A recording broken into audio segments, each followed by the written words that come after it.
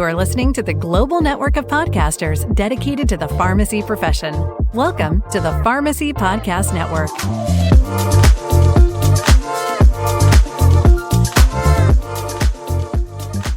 Hello, pharmacists. I'm Katrina Azer, a busy mom, pharmacist, board member, writer, podcaster, and CEO of the Australasian Precision Medicine Academy, where I teach pharmacists and doctors how to bring pharmacogenomics to their practices.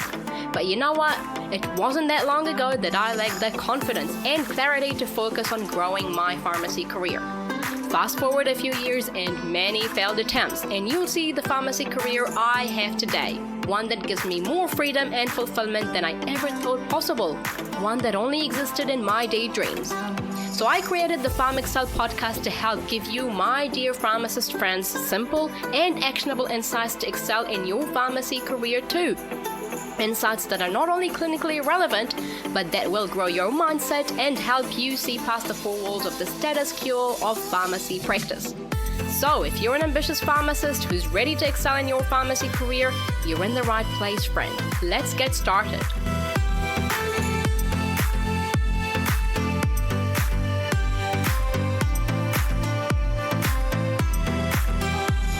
Hello, everyone, and welcome to another episode of the PharmaXcel podcast. I'm your host, Katrina Azer, and today I have got with me two very special guests. I met them quite a few months ago when they invited me to speak on building a brand at their Empower event with the University of Washington.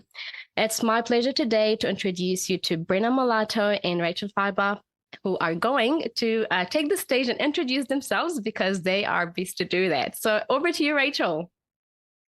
Oh my gosh, it's just so good to be here, Katrina. Thank you so much for having Brenna and I. And I still can't believe that we've connected, really a world away, but we feel so close to you. And it's been neat to partner in some different ways. And we are excited to continue to learn together and work together in the future. Well, I can introduce myself a little bit. I am faculty in the School of Pharmacy, and I do have a few different roles. I teach currently in mainly geriatrics-focused courses. I teach in a couple of courses that are available to nursing students, and then I also teach in our patient safety course for the first year. And one of the fun new things that I've had the privilege of getting involved with is serving as an academic coach and working with students that are both struggling or that they just want to optimize their experience as a student and get more out of it. So that's been a really neat new challenge as part of my role. And then I get to work really closely with Brenna as part of our professional development program and work with students on career inspiration and readiness. And then one of the other new roles I've started recently is I get to host actually our School of Pharmacy's podcast called Pharmacy Fridays, which has been a neat way to get to talk to so many different cool pharmacists and students doing awesome things in the profession. And so that's a little bit of what I'm up to. So I'll hand it over to Brenna. Awesome. Great to meet you, Rachel. And gosh, you do a lot. I'm not sure how you fit it all in your day, but we're going to get to that soon. Over to you, Brenna. Thanks so much. Yeah, I know. I'm just sitting here reflecting as you're sharing, Rachel, on the many hats that we end up wearing. I think that exists in all roles and in life, but it's kind of fun to get to reflect on them together. So I guess I'll share a bit of my rotating hats. So I am also faculty at the University of Washington School of Pharmacy. So as a clinical assistant professor, I do some teaching, and then some of my responsibilities fall under the title. I'm going to name the title because it's actually very descriptive of the things I get to be involved in. So I'm the faculty lead for career inspiration and readiness. So I do a lot around transitions, right? Transitions from your didactic portion in the curriculum. I do a lot of teaching in that last quarter before they head out into their rotations for kind of the teaching side. But then the other sort of transition elements is as you're thinking about what career, where do I want to nail myself down? What is the most inspiring piece to me? How do I want to focus my energy? I get to have a lot of conversations with students around that with my role. And then also helping prep for things like our licensure exams, right? So in the US, that's the NAPLEX and then typically an MPJE, depending on what state you're practicing in. So we do a lot around licensure prep. That's been a big piece of my role within the last couple of years, taking some of those pieces on to help support our nearing graduation and then our alumni as they transition out. And then sort of the other element on the inspiration side is I actually get to do a lot with recruitment and admissions. So speaking with students who are interested in healthcare and helping them find their right fit among the healthcare opportunities that exist. I think there's some prominent images in healthcare for us as young people. High schoolers sort of have a picture of who they can be within the healthcare world, and helping sort of raise awareness around what nuances that can look like, and get people inspired to think about medications, which is how I ended up in pharmacy, right? Like I definitely wanted to be in healthcare. And then I was like, oh, I want to spend my time learning about medications and how that's, what's going on in the body with those. And that's what led me into the pharmacy path. And so getting to share a little bit about my journey in that process, but then also get to help students find what calls to them. So a lot to say, a few different hats among the University of Washington, sort of transition elements on either side of the curriculum. But I'm only actually part-time faculty. I also work outside of academia providing patient pharmacy consulting services. And I meet directly with patients in kind of a unique clinic environment. So my partner and I own a multidisciplinary practice, and he's a chiropractor.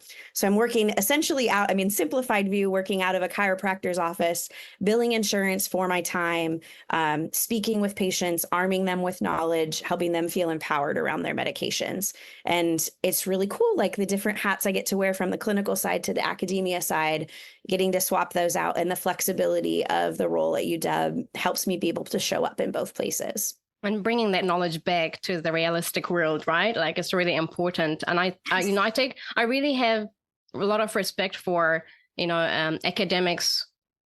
Well, I respect all academics, but it's really good when you see an academic is also practicing, because sometimes I feel like there's a little bit of fragmentation between, what happens at university. Like certainly with me, when I did my pharmacy degree and then I went out to the real world, but this was like 16 years ago, I was like, whoa, this is actually like so different. How, bringing your knowledge to practice and having that direct patient care is challenging, and it's not as simple as what you learn at school and then you come out and it's not like a brain dump of an exam situation. So it's really important that there is that experience element, and it's good that you are in that space where you can kind of have those two hats working together. But a question to both of you is, with your role specifically in coaching students, supporting students in career transitions and inspiring them and having them prepared for the real world, two things. Is this a newly founded role? Is this like a role that has existed in the university for quite some time? Like, is this something that the university is recognizing as more and more important as time has gone by and that students need this? Or how did you land in this role?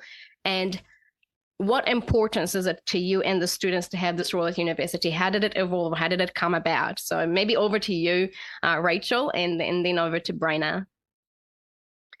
Yeah, I think this is something that's been around for a while. I think that in academia and in schools of pharmacies for a long time, we've been wanting to equip students in their careers. I think it's becoming more of a focus to really think about expanding the exposure and the careers that we're thinking about. And I think Brenna and I are really thinking about that in terms of our role as part of our professional development program with UW, helping our students think, we need these foundational roles in pharmacy, but what about pharmacogenomics? What about providing services via telehealth? What about focusing on deprescribing? So definitely, we want to emphasize the foundations, but also helping our students think about things that kind of go beyond some of those traditional roles, even starting their own business. So, I've had the opportunity through the podcast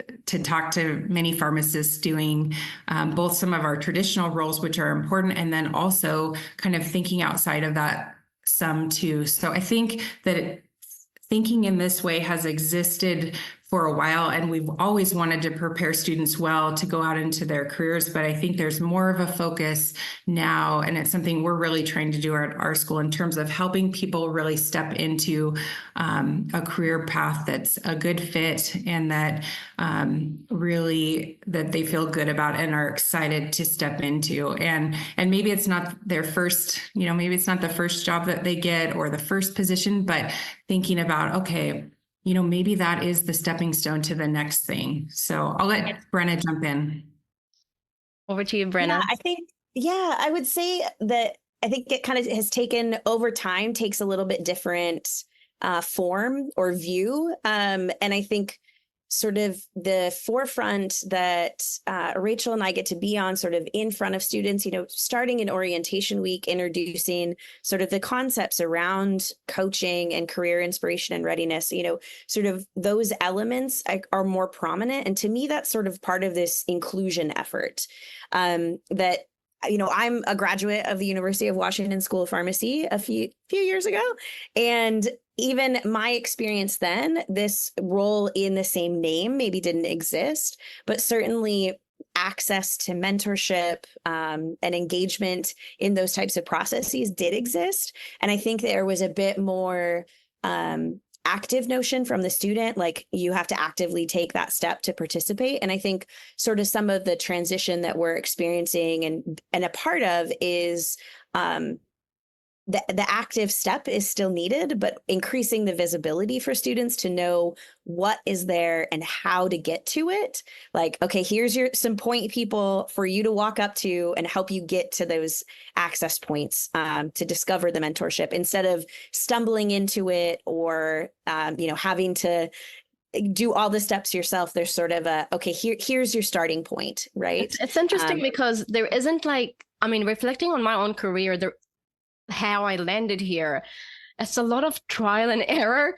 So it's not like you can hand them on a plate saying, this is exactly, like, even I struggle in podcasts or when people come to me and say, how are you doing what you're doing? Or it's probably the same with you or Rachel. How do you do, how do you get to where you are? I'm like, it's actually a mix of, my top 2 tips are like a mix of trial and error.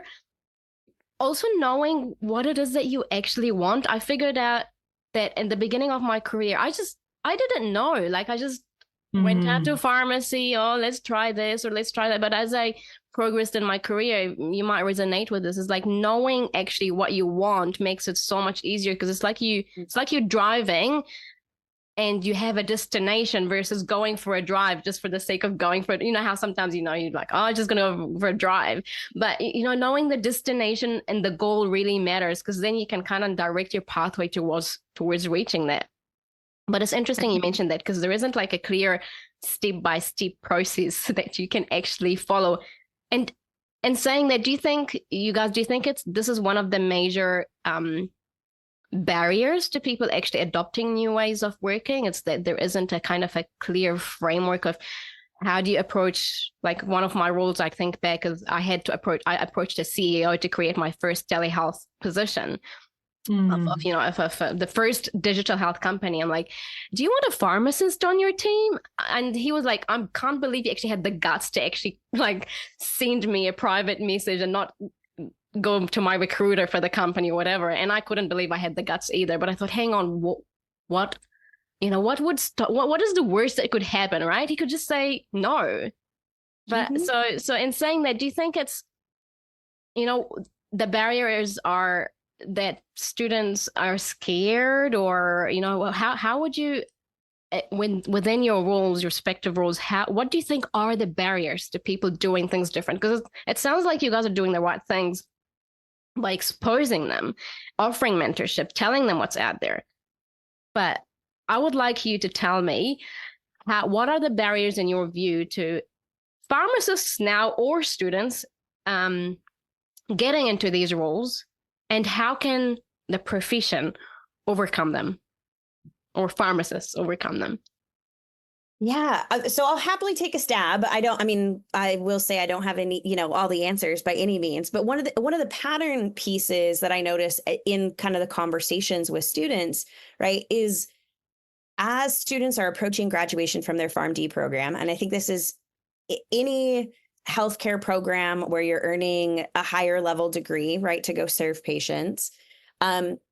You've had a list of prereqs, required courses, kind of all the things requirement wise laid out for you along the way. Sure, there's some flexibility pieces of like, okay, you should volunteer. Where do you want to volunteer your time?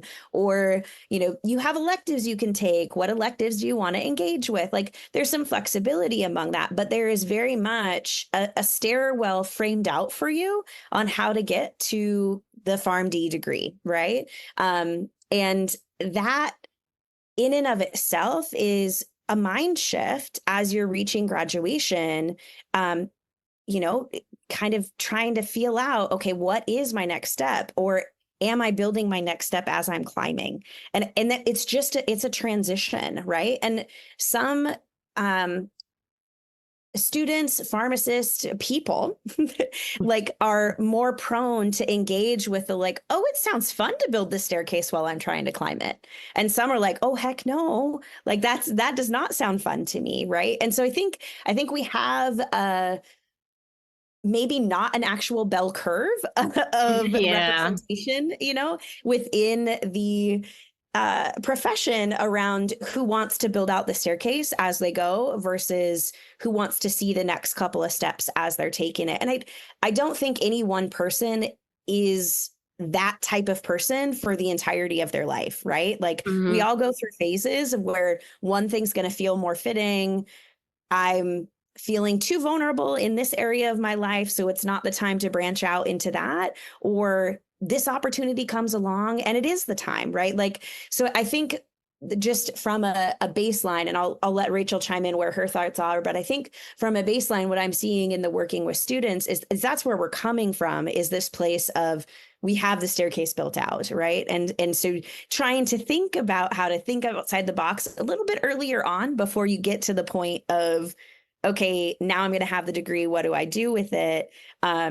We're hoping helps with that, right? The ability to reimagine what the staircase can look like while you're headed up it. But over to you, Rachel. Yeah, I think those are all really good thoughts, Brenna. And one thing that kind of strikes me is kind of coming from this healthy place of being okay with some risk and uncertainty. And I think maybe that's a skill that, we can try to promote more. And I think it's already happening in areas of our early curriculum where we're seeing our students go out into practice earlier and just naturally being thrown into some of these clinical practice situations where like there is some risk in having to step up and make a decision, or just being in a new environment. And I'll say for myself, there have been a few times in my career where I was in a risk, I guess, kind of a risky situation, and it wasn't by my own planning. Number one, when I wanted to go and get a residency, but it didn't work out for me the first time, and I was pretty devastated by that. I'm really thankful now because it actually caused me to spend some more time in clinical practice, and it made me a better applicant. But I didn't seek to put myself in that spot, but it turned out to be a great thing. And so I think when we can kind of stretch into that uncertainty a little bit, or maybe we're asking our students to think about applying for things that maybe they don't have all the skills for.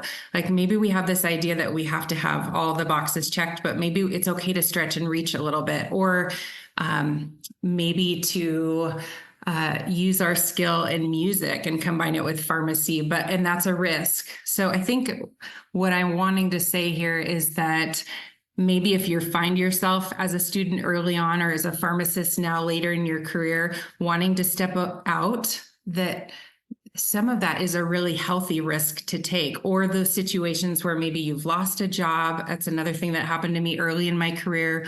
I was working for a health system, and not because of my performance, but because I was low on the seniority scale, I got let go of the job. And I remember walking out that day thinking, okay, I didn't get the residency, and now finally, like, in a job I really like, and now I'm getting let go. And turns out I entered the match to go into residency, and that time I did match. And so it was great timing. So I sort of needed that to happen. So those are a couple of examples and thoughts. So I think risk is one thing that is kind of a big word that resonates with me there. That is such a good point, because I was just about to jump into that, because I feel like pharmacists, I talked about this on LinkedIn, are risk averse. Like, we just can't embrace the slightest degree of risk. And I think it's inherent because of the nature of how we practice. We can't half dispense a prescription or half check a prescription. So you kind of, that mindset of, oh, it has to be perfect, it has to be right. And I think, I'm not sure if I'm wrong, but I would say a lot of the pharmacists I've come across are perfectionists. Like, it has to be perfect. Like, it can't be wrong. It has to be this. And I think that kind of, that mindset kind of manifests in our careers as well. And that, if I apply for this role, if I don't get this role, I'm screwed. Like, if I don't get a residency, that's it. This is the end of my life. Because like you, Rachel, I still have the rejection letters in my email, and I have them there for a good reason. Because when some days I just go back and I think, my God, Katrina, like, when I'm feeling down, you have come such a long way. Look at all these letters of rejection. These are redirection letters. This is what I say. Rejection is redirection, And, I guess a good message to pharmacists is, don't ever be disheartened when you are rejected, because I've never once been rejected and 1-2 years down the track not being grateful about the rejection, because it has certainly set me on a better pathway. So totally concur with your point, because my next question was going to be, what skill set do you wish pharmacists had more of when they graduated? And I guess, to your point, Rachel, it is to just embrace uncertainty and just embrace more risk, and don't be disheartened when you're rejected, because it is just part of shaping you, I guess, in your career. But I guess we'll move on to the next question, and something that I wanted to touch on is, what is one, when dealing with within your role with pharmacists in that stage of their careers, what is something that you find challenging about this role? Either if you could answer this question, perhaps over to you, Rachel, maybe. So something that's, let me just make sure I understood this right. So something that's challenging in my role, or in working with students, or in working with students, or at any point, in their careers, or within the diverse roles, skill set that you have, or the roles that you have. What is something that you find challenging? I guess specifically when it comes to dealing with pharmacy, coaching pharmacists, perhaps, to the point that we were making about the career transitions point, and that is it. Perhaps it could just be the fact that we just talked about, the mindset that they have, or it could be something else. What do you think? Yeah, I think, one of the things that I found in working in the coaching role that I've been in with students is that our students are amazing, and they really are equipped with everything. But there's a lot of times, either when there's some struggling, there's a self-limiting belief, or there's maybe something that's going outside of school. And so I think more than anything, what I found is that our students need more encouragement, more, let me help you find your strengths. And we're doing that a lot in our curriculum. There's many ways that we really do focus on strengths, but I think as people in general, like, I know what my weaknesses are. Like, I'm thinking about my weaknesses, and I have to every day, like, grab thoughts that I have and say, nope, I'm not going to focus on that. I think our students have that just like we do. And so a lot of times I think the challenge is to really help the students focus in on the strength, and kind of grab those self-limiting thoughts so they can step into the future, or even just the present quarter that they're in, to succeed. And so more of the encouragement, help them plan for success, versus like, hey, let's go back to that exam and talk about what didn't work. I usually don't spend a lot of time there. I'm like, It doesn't hurt to look at that, but like, let's move forward and let's focus on what went well and kind of planning some like a plan of attack. And also let's think about what else is going on outside for you, whether it's something at home.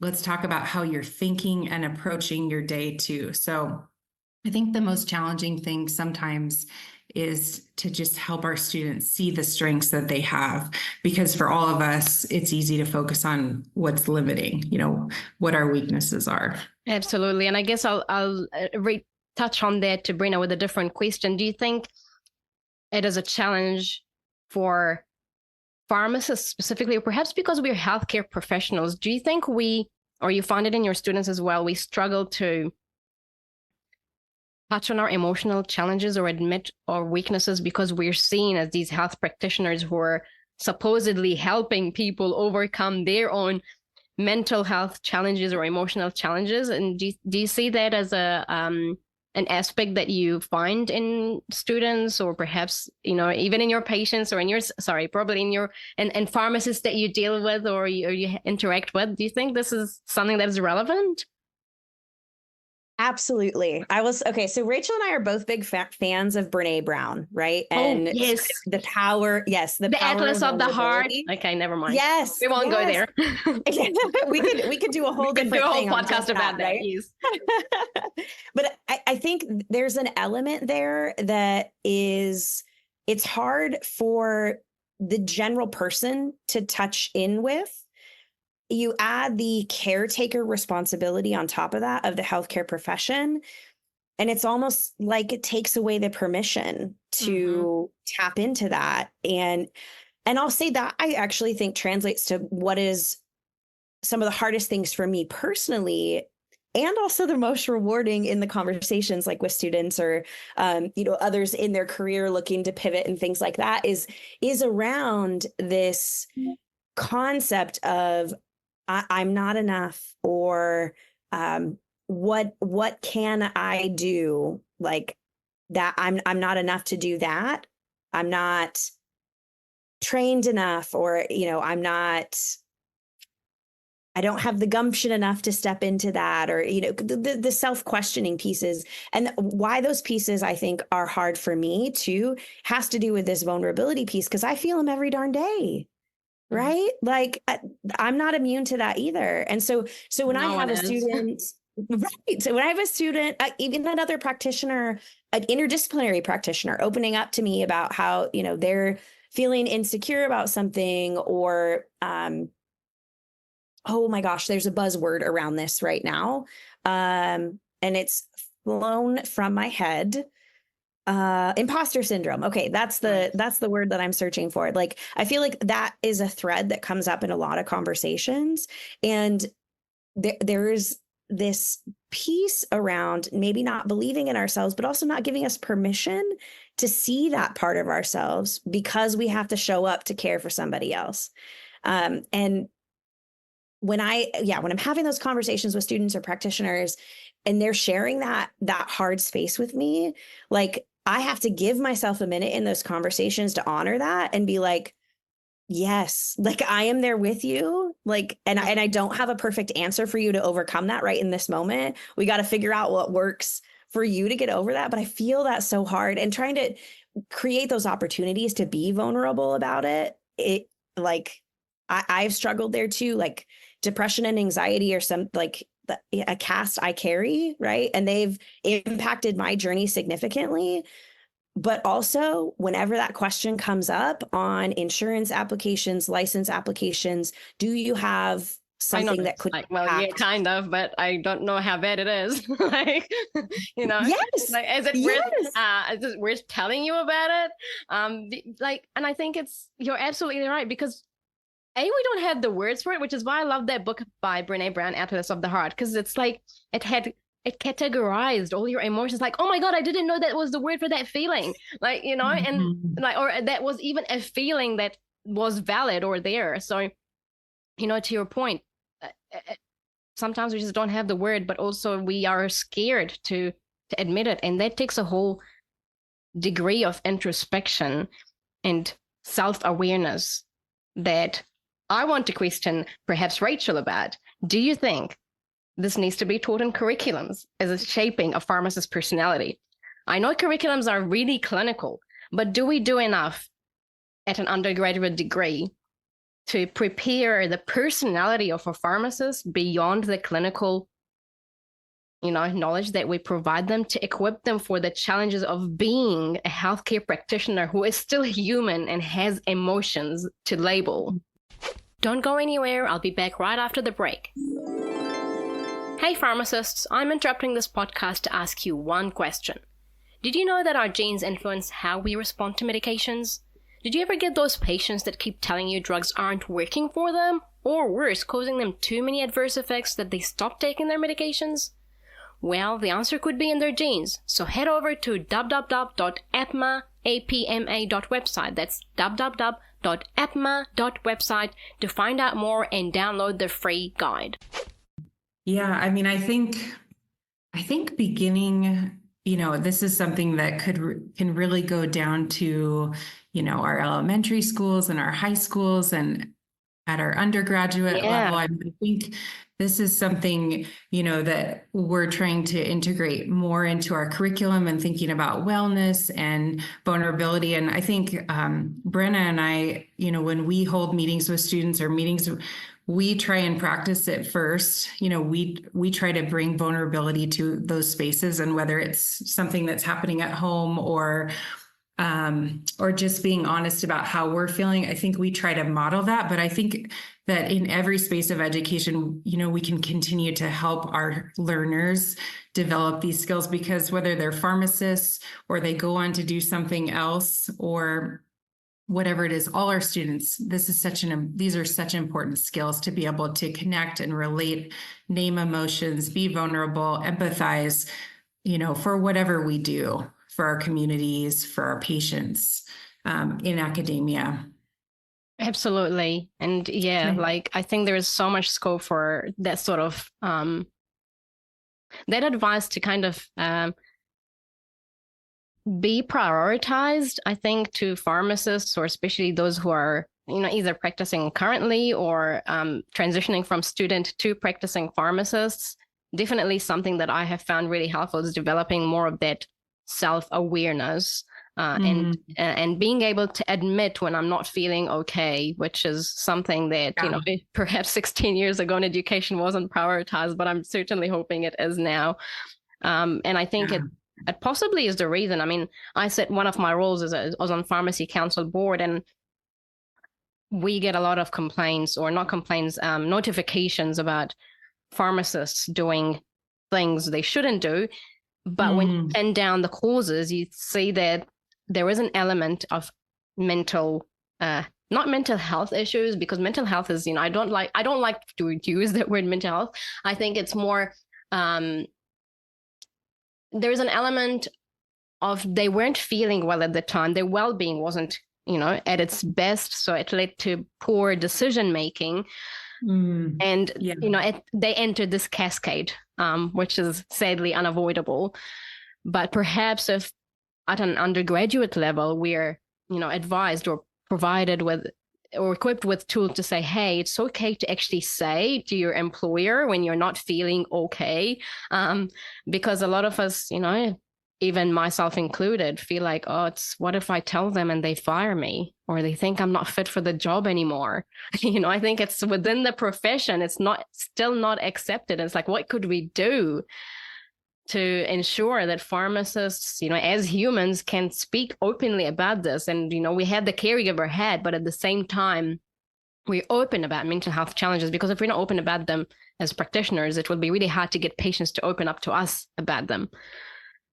You know what I mean? And it's scary. It's scary to think about those consequences, like what you just named, right? That risk that's there of like, am I giving up the role that I'm in by sharing what's going on? So I've lived that experience. I matched to a residency program that I loved. I felt like I was in the right place at the right time. We had conversations about Brene Brown, like in our orientation. It was wonderful. But I stepped away from that role because I had my own challenges, health challenges going on. And the mental health piece played into that. And I was able to see like this, I can't show up to take care of others at this time. You know, I need to step away from the role. And that was a sacrifice. One of those pieces that I kind of grapple with, right? When that I ask myself, am I enough?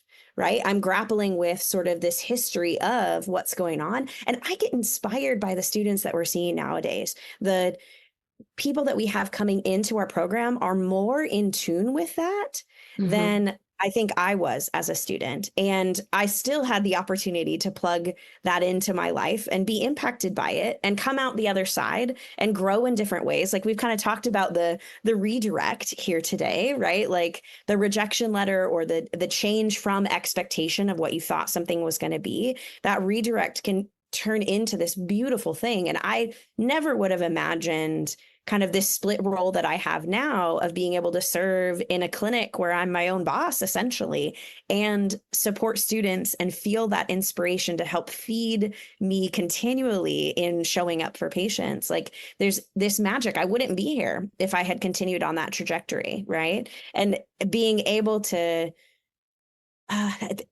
connect with, I mean, maybe this is something to think about, like the burnout aspect that I know I myself felt when I was in practice. You know, get past that sort of hiccup in my career and you end up out in practice. And I did end up feeling some burnout. And I know many of my colleagues across the world are feeling that same feeling in multiple like silos of healthcare, right? It's not pharmacy alone that's feeling that. The healthcare system in general, to some extent, is feeling some of those burnout edges. But for me, being able to plug in with an opportunity that fostered inspiration, it lit that fire for me, helped from the recovery of that, right? And that looks different for everybody, but I gain a lot of strength from seeing students set an example for me.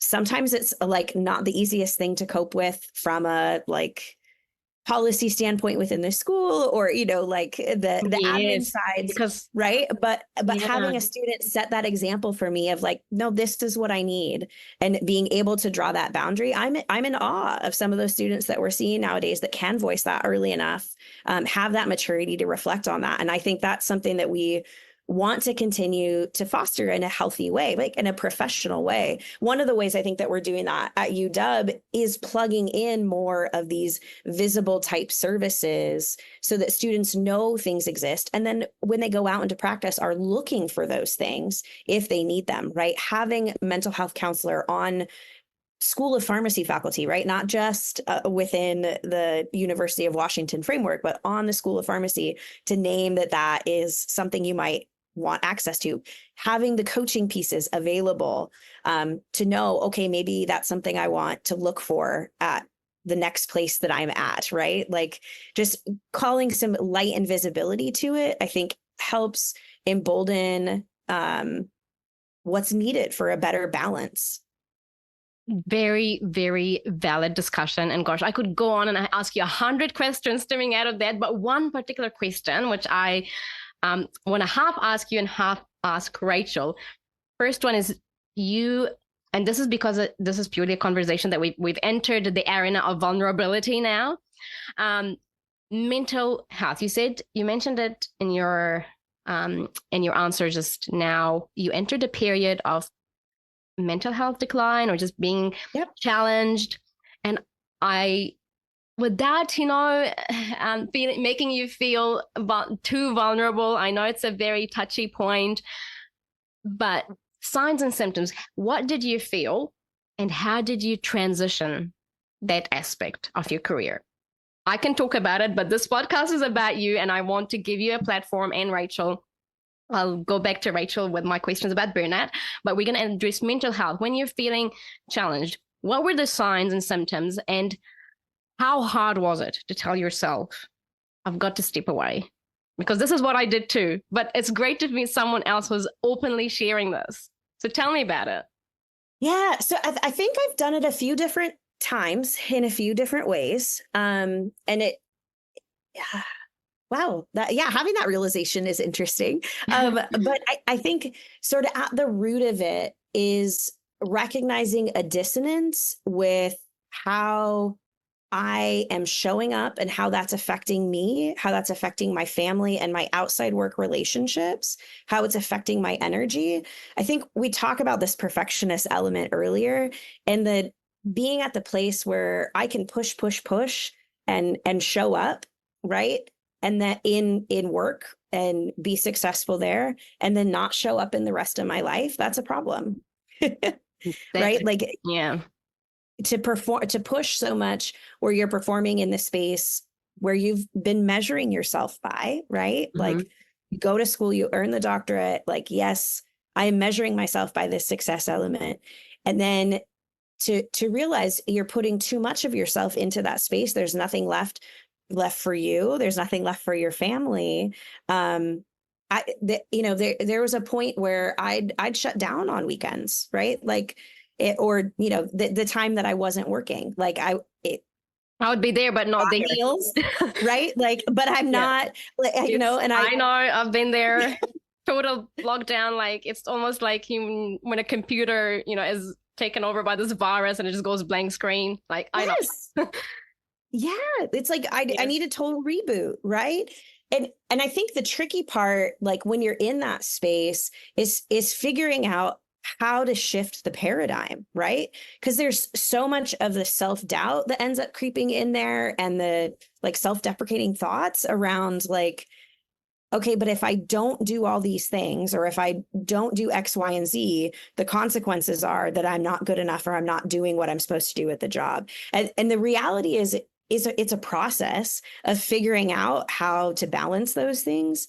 I know we talked earlier a little bit, we might mention kind of like the work-life balance element. And I'm just going to call out that, like, visually for me, balance is not something that resonates with me. Like, that, the term work-life balance, totally valid thing that we need to talk about, right? If we don't talk about it, we end up more in that space of overgiving, right? Especially as healthcare providers, and then not taking care of ourselves or our own family needs, right? But there's this element around balance that I think, okay, what I'm picturing in my mind, right? Trying to weigh a brick and feathers, right? If I want to get them balanced, like equal weight of feathers to brick, that's going to be so many darn feathers, right? When the reality is, I just want enough feathers so that the brick isn't hitting the ground and weighing everything else down, that there's some kind of offset, but really getting them at the exact balanced level.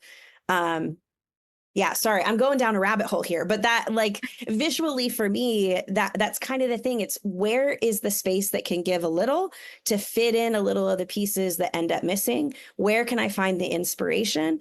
For me, in my kind of burnout era, LinkedIn was a great space for that. It's a great space for learning and developing.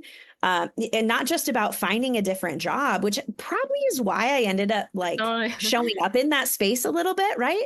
Which I think that's to our detriment, like in general, right? Those of us that are out there in practice, I think that's kind of how we viewed LinkedIn. But it's really the inspiration that I found on LinkedIn, the learning that I found on LinkedIn that allowed me to plug in different ways and get my gumption or my, the pieces back to build up the right kind of boundaries and balance. Such a rich discussion.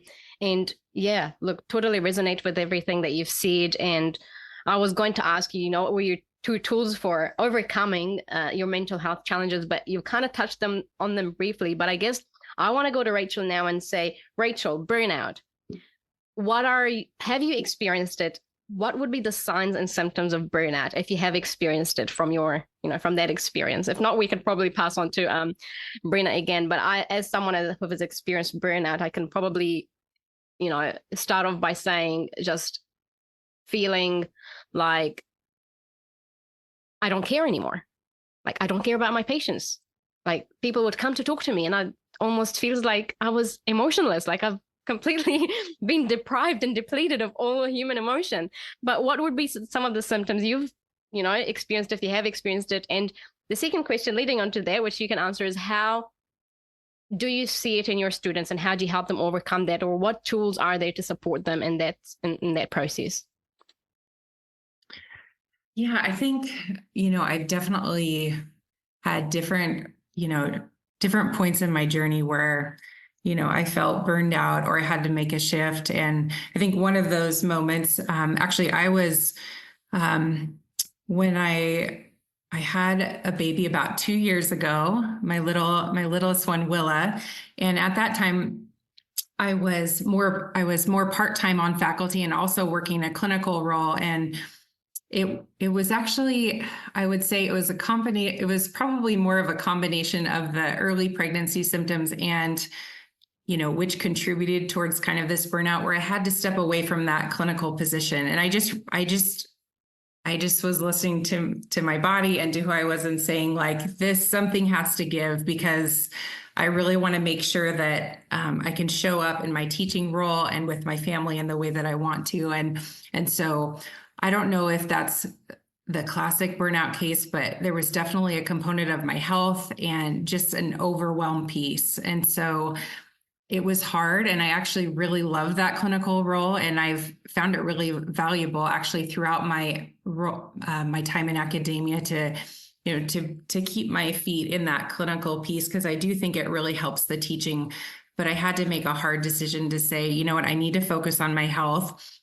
And I want to make sure that I'm giving all that I can to my teaching role. So I'd say that was one experience I had. And then to speak to your question about helping students with kind of the overwhelm or maybe the burnout piece, I've had the privilege of walking with quite a few students in my coaching role who've maybe it's not full burnout, but maybe going through a difficult stretch. Maybe it was a breakup, or it was something hard at home, or a family member, going through illness. And I think one of the biggest pieces that I think has been helpful is just the walking close piece. And one of the things we've just recently, as I said, started this coaching program. And I think it's really about the relationship, because where we can make an impact with people is when we're in close relationship. I think, you can provide a program, and I think that can be helpful, but it's the people that are walking with you where you can build that trust and have that opportunity for vulnerability. So I feel like with students, and I bet Brenna feels the same way, and I know that our other academic coach, Rebecca, feels this way, is that when you're really close, and that when you're actually kind of on the journey together, that's where you can really speak into someone's life. So that's my biggest takeaway there, is that when you're in relationship, that's where you can really make an impact with a student. Absolutely. And I guess, burnout looks different for every person. If you Google the symptoms of burnout, you might get a list of symptoms to which you might think, or even, in clinical books or on clinical websites, and you think, oh, well, I don't really have any of those signs and symptoms, so I must be okay. I'll just go to work tomorrow.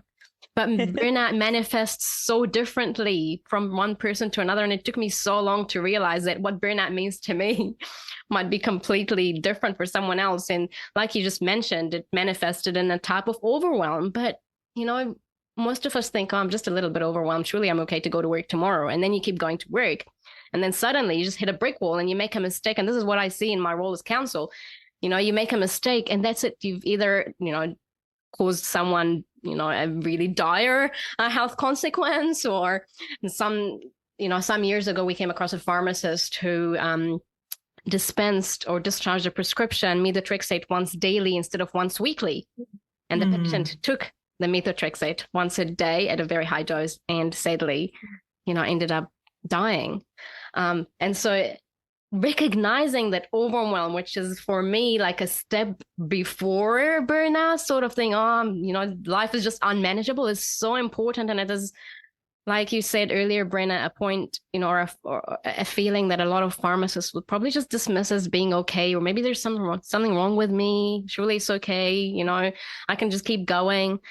So you make an excellent point, Rachel, that overwhelm is not to be taken lightly. You do need that time off. You do need time to pause and think. It's so important.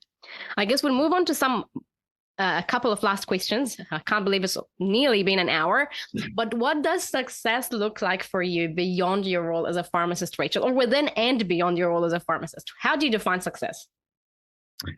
Gosh, I mean, I think for me, success is those moments where I'm just totally present with my family, with my kids, with my parents who I have a really close relationship. They're actually both pharmacists, and part of Wow. my just We're a family of reason- pharmacists.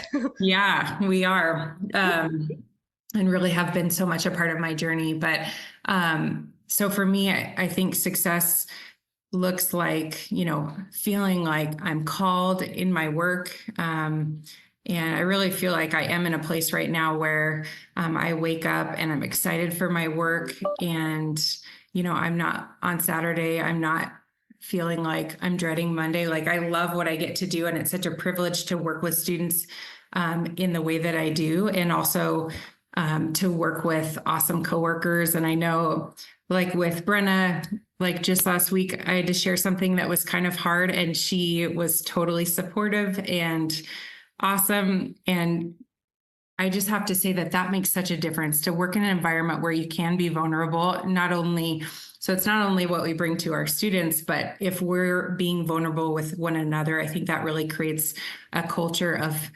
enjoying your work and feeling like you can show up as who you are. So I would say the two things are, being with my family and enjoying that time and really being peaceful and present, and then feeling called into a work that I love and enjoy. And not that there aren't going to be days that are hard and tough, but that overall feeling like even on those hard days that it matters and that I'm doing something that makes a difference. And so success for you is really about satisfaction more outside work, because that really impacts your attitude and performance at work. Yeah, totally. Well, yeah. Well, and I feel like I wanted to kind of jump on what Brenna said too about the work-life balance. Like we were meant to jump on that. So yeah, I feel more for me, like, it's not so much about a balance, but I sort of look at work in seasons. And so, we're on the quarter system. And so there are times when I have to jog a bit or even sprint a bit. And then I know that there are certain weeks or certain days that I have to kind of protect and maybe slow down and pause a bit, or I just won't do as well. And so I think there are moments in life, whether it's stuff at home, I'm in a period where I have a little one. And so I kind of joke that I have a nightlife, and it's not like the nightlife you think of, but with my baby, my little one. And so I'm in a season of kind of sprinting and giving more there. And same with my work. We just had a big event a couple weeks ago. So there was more of a sprint up to that. But I knew that following that, I needed to kind of restore and kind of give more time for rest. So I think there's, a period of walking and then going up to a sprint and then going back to pause again. And you kind of ebb and flow between that versus always being really balanced is how I see it. And do you think that's the skill that as you mature in your role as a health practitioner, you develop? Because personally, I feel like that isn't something that I knew how to do earlier on in my career, where you're more ambitious and you want to get to those, more really leadership roles and stand out and all those things. But as you start to settle in, you kind of develop more of that skill set. Do you think that you relate with that? Yeah, I think part of it is take some growing into. And I think I've developed my voice over time to be more real about who I am and to show up. I think there was a period of time where, sometimes it wasn't because I was trying to be inauthentic, but maybe I was pleasing and trying to present what was hoped for versus hey, this is who I am right now. And so I think over time, and I think that's we're always growing and really never done, but just being more, I guess, self-aware of really who I am. I don't think I was trying to be inauthentic before, but just finding my voice, I guess. Yeah, Oprah Winfrey calls it the disease to please, which is so true. And I would completely resonate with that. Trying to prove yourself, trying to stand out, trying to show people a good version of you. Not that the version you have now is bad, but I think this is our perception. We think we're not good enough, so we have to be someone else in order to please people around us. And that in itself, that fragmentation or almost like double personality is, like Brenna said, what can actually lead to burnout when you're not actually bringing your authentic self to work every day. So completely resonate with the sentiments. Brenna, over to you. What is success to you? How do you define it, both at work or, in your own personal life? What does success look like to you as a pharmacist? Yeah, I love getting to hear Rachel share. I feel like that pulls me up to like a helicopter view a little bit. I was very in like the seasonality mentality of success, because just like there are seasons to how we have to show up, and what our, balance per se, or maybe blender of work life looks like, that there's seasonality to how I define success. But I like this like helicopter view that you share, Rachel, right? Around like how you're feeling and what that means, and like how you're able to show up because of that feeling. I guess the seasonality component for me early on, it's like the accolades, the check marks, whatever, the staircase that I thought I needed to follow, type piece. And now success for me, I mean, it probably changes on a quarter by quarter basis, but there's elements around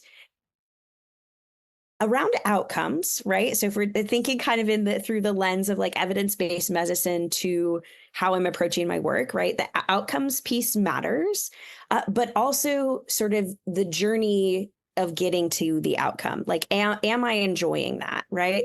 So an example of sort of how I would define success in a seasonality manner is, like, I live sort of this split life between the clinical role and the school role. And recently I sort of shifted, with the help of wonderful mentors and guides kind of talking through what this should look like, but sort of shifted my priorities of time around where I'm going to spend more of it based on, the needs of the school and sort of the initiatives that we have going and where things are at in clinic, and how much time there is in a day, and the fact that, I still want to be present with my daughter, right? So looking for what that shift looks like helped me shift my definition of success, right? So like, I don't know, everyone's heard of SMART goals, right? You make this measurable goal that you can tell. I feel like it's just a word, like, Yeah. And like we have some of those measures around developing out a new service line through our clinic. A couple new service lines, right, is around the goals of it. And we're not on track where I thought I wanted to be at this point in the year. But then kind of doing this reflective look back of like, but why is that?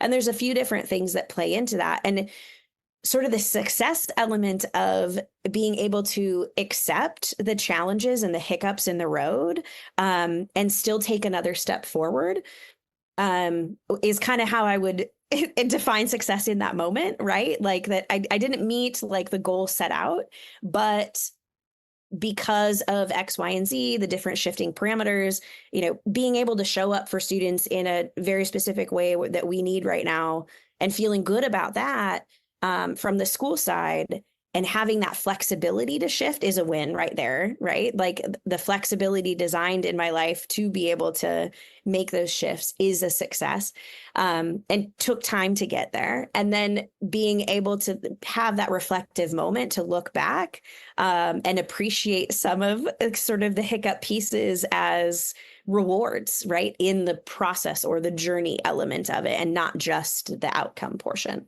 You've made such an excellent point, and it is that success, it's okay to change your definition of success from time to time. I think this is not something that, that is a common thought or is prevalent, that, this is what success looks like. When I graduated 16 years ago, my definition of success as a pharmacist is to be in this position with this sort of income or whatever. But, as you progress in your career, that it's okay to change that definition of success. And I think it's something that more of us pharmacists probably need to do. You know, defining success in itself, like you said, is important, and that it is okay to change that definition of success. And another great point that you made is kind of like what Miley Cyrus says, it's all in the climb, you know, it's more about the climb than getting to the top. Yes. And I think I kick myself about this every day, because so many times, you know, I'm guilty of, I didn't get what I wanted, or I didn't get the outcome that I desired. But I forget that it's not about the outcome so much as it is about, are you actually happy in the process? Because the destination might keep changing. So it's more, life is too short, and it's more about enjoying, making sure you're at a role, you're in a position or whatever, where you're actually happy turning up every day. You know, success is important. It's important to have a goal. I'm not saying don't have goals, but it's okay to change the definition, and it's okay to you know, to just reflect on where your goals are, and to remember to really enjoy the road or the journey to get to wherever it is you want to get. Yeah, quick shout out to therapy for helping me create that space of reflection for myself, right? Yeah. Like I don't, that's a tool, you know, everybody has their own like toolbox a little bit, but that's been a really key tool for me. And I don't know, maybe not something kosher to fully share, but we're doing the vulnerability thing today, right? Yeah. Like for me, engaging with I got it too. I mean, yeah, no shame in saying, like, I think people view therapy as a tool for the sick. I actually think it's a tool for the well, more than it is, you know, like, you know, it's not so much. Sometimes you actually need that person to give you the prompting questions to get your head in the right space, because those self-sabotaging thoughts, you just, you know, sometimes you feel like there is a storm literally going on in your head, and you just need that person to, hey, stop, like, this is not good for you. This is what you need to be thinking. These are the questions you need to be asking. So totally an advocate for, you know, health practitioners getting that help, because it is life-changing. Yeah. And if you're not lucky enough to have a colleague that helps, like I do with Rachel, like we do a lot of helpful reframes for each other. And I'm so grateful for that. But that if you don't have that space, to know that you can plug in other spaces to help get those tools, that reframe, that support. Mm-hmm. Absolutely. And so over to you, Rachel, with the last question. I'll direct it to you first, is what would be your advice to pharmacists who are growing their careers or at career intersections, or however you want to call it? What would your one piece of advice be to them? Yeah, I think to be in relationship with people, to be connecting with whoever is in your world. And so whether it's your internship or it's the current job you are at, even if it's not quite where you want to be, look for what's possible right there, and look to connect with the people around you, whether it's the person at the front desk or the pharmacist that you're working with, or the nurse at the nursing station. They might be the next step towards where you're meant to head. So I think just continuing to connect with those around you. Not that you shouldn't look to what's ahead, but to look for opportunities right where you are, to be content, and also to view wherever you are as kind of maybe that next stepping stone to what's possible. So yeah, that's great piece of advice. Connections, absolutely. And what about you, Brenna?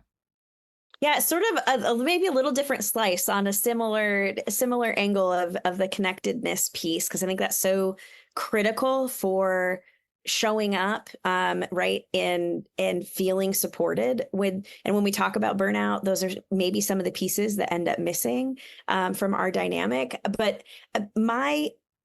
it's sort of a question almost, but try to challenge yourself to rethink maybe what networking means.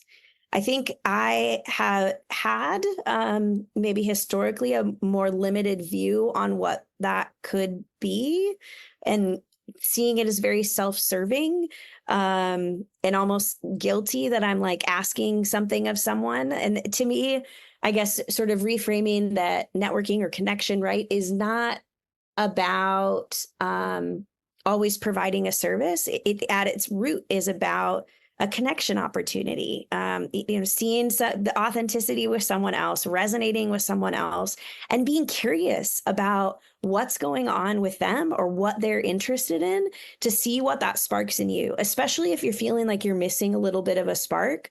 Pulling out that curiosity card to look for it and explore. Like, this is a conversation we have with students, right? When they're in overwhelm, like, I don't know what to do.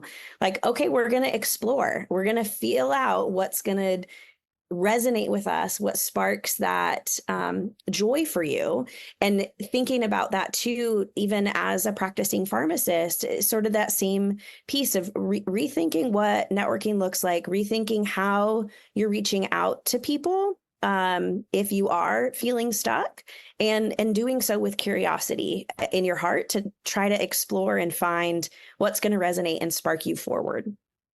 Yeah, I think Great it's often advice. just loving the people around you, just enjoying, whoever it is that's in front of you, and kind of not seeing it as like that it's headed somewhere, but just really like being present with your day and like trusting where that might go. And I mean, for me, that all throughout my career, it's really been prayer and trusting in God for all the pieces. And I think I'd be remiss for sure not to mention that as such a big part of where I am today. But I think, yeah, I wanted to echo what Brenna said. It's just really like being curious and present and not viewing it as networking, but just really enjoying the people that are right in your midst.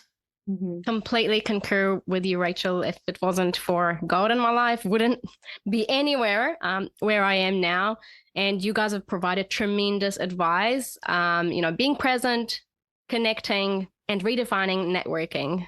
Really, really important pieces of advice, and highly encourage all the audience listening today to benefit from what Rachel and Brenna have provided in this really rich discussion. Ladies, I really want to thank you for being here today. I'm really disappointed because I had about 20 more questions to ask, but hey, maybe we need a part 2. Good to talk to you, Katrina. You're amazing, and just feel so privileged to have this chance to be Thank you. together. And I'm on the point of connection and networking. Look, everybody listening here, I'm all the way in New Zealand. These ladies are in the United States. I would not have been able to reach out or know you. First of all, thanks to LinkedIn. If I could reach the CEO, I'd probably give him a million hugs. But thank you for being here, for being willing to reach out and connect and network, because, you guys also took that brave step in reaching out to me. And I'm really, really grateful to know you, ladies. You've just been amazing. To all our audience, I hope you enjoyed this episode, and watch out for the next one. Thank you all for listening. See you next time. You've been listening to the PharmaXcel podcast. If you haven't yet, subscribe, rate, and give us a review of this podcast. Feel free to send us your questions and comments to discuss on the show. And join me next week for another amazing conversation.